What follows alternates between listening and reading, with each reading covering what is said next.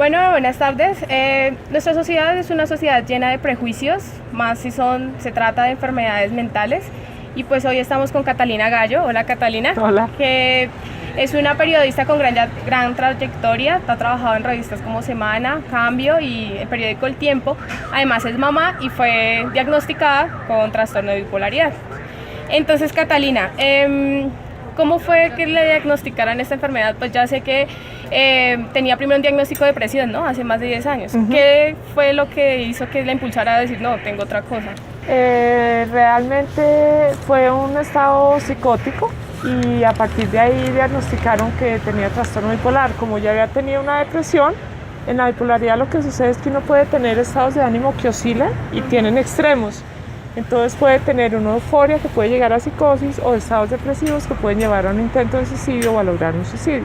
Yo había tenido una depresión y después de unos años me pasé al otro extremo, que fue a la euforia, y ahí sí me diagnosticaron trastorno bipolar.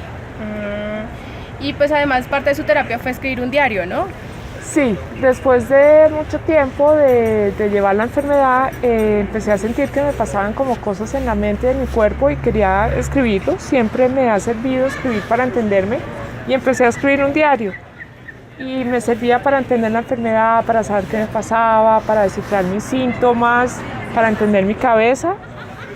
Y ese diario, de ahí finalmente salió el libro de mi bipolaridad y sus maremotos. ¿Y qué le impulsó a decir lo voy a publicar? Porque prácticamente era su vida privada. Claro, lo más difícil es que existe un gran estigma hacia la enfermedad mental. Entonces digamos que poner la cara era de pronto arriesgarme o a que quedara desempleada o a que nadie me volviera a contratar o nadie me creyera o ese tipo de cosas. Entonces finalmente entendí que yo también tenía una misión, que ahí había una serie de cosas importantes que podían servirle a otras personas, pero que también era muy útil para la sociedad atreverme a poner el tema, y más siendo una periodista que había decidido estudiar eso porque creía que valía la pena darle voces a quienes no lo tenían. Y los enfermos mentales pues no tenemos muchas voces, entonces decidí publicarlo y poner el tema sobre el tapete. Porque en el principio iba a publicarlo bajo un seudónimo, ¿no? Sí, lo primero que dije fue que llegué donde el editor y le dije, claro, pues miremos, pero con otro nombre, eso sí, que yo no aparezca por ahí porque no es muy bueno. Y el editor me dijo, no, esto vale la pena si usted pone la cara. Entonces lo consulté con mi esposo y con mis hijos. Si ellos hubieran dicho que no, pues yo no lo hubiera publicado, porque ellos también se afectan, son los hijos de una mamá con un trastorno bipolar, o es el esposo de una bipolar. Entonces ellos estuvieron de acuerdo y entendieron que yo tenía una misión en la vida un poco más allá y lo aceptaron. Y tuvo algo o sea, el hecho de que, por ejemplo, a sus 30 que murieron sus padres con 8 meses de diferencia, sí, y conoció a su esposo y a los 5 meses se casaron, sí, ¿influyó algo de ese cambio de ánimos tan fuerte de la enfermedad? Sí, lo que pasa es que la teoría dice que uno tiene una predisposición genética.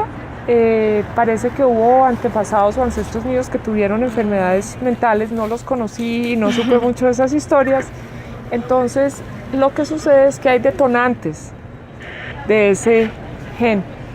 Pues son genes, son varios, no es solo uno.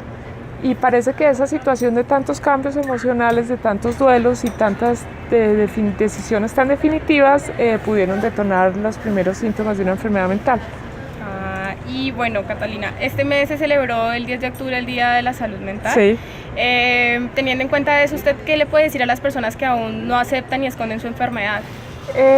Entiendo que es muy difícil que no la acepten, es decir, yo siempre digo, me han invitado a muchas charlas a raíz del libro y es muy difícil uno pararse y decir, ok, yo tengo una enfermedad mental o yo me he intentado suicidar o me siento muy extraño.